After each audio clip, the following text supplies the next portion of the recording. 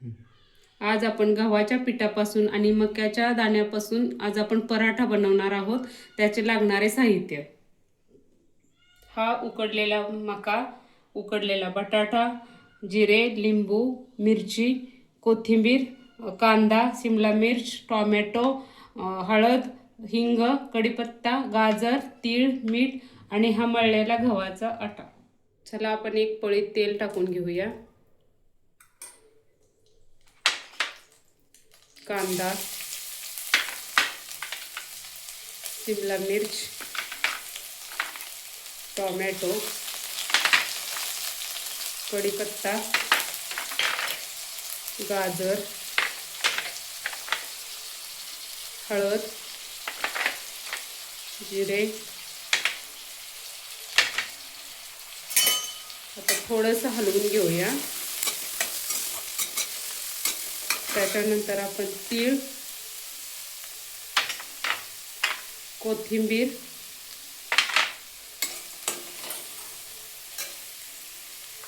हा उकडलेला बटाटा,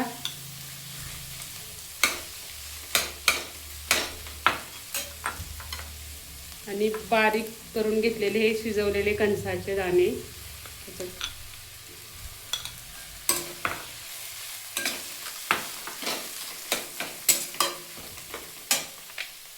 मिरची पूड,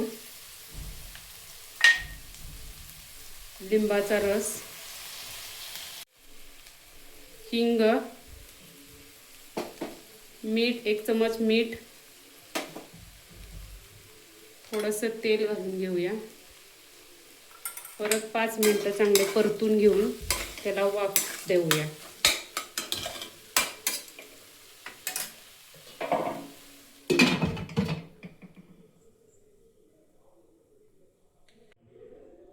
चला तर आता हलवून घेऊया।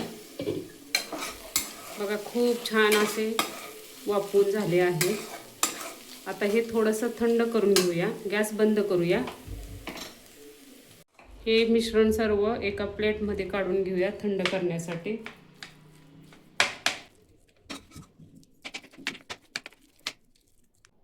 चला मळलेल्या पिठाचे गोळे करून घेऊया।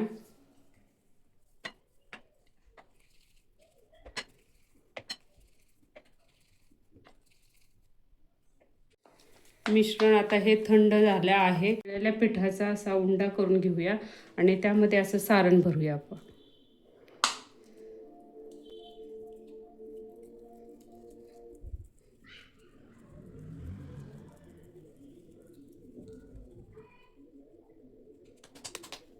आणि पीठ टाकून लाटून घेऊया। त्याच्यावर थोडेसे तीळ टाकूया।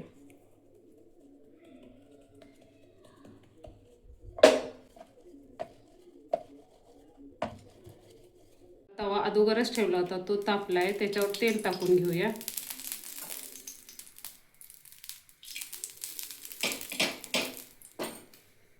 पराठा टाकून घेऊया।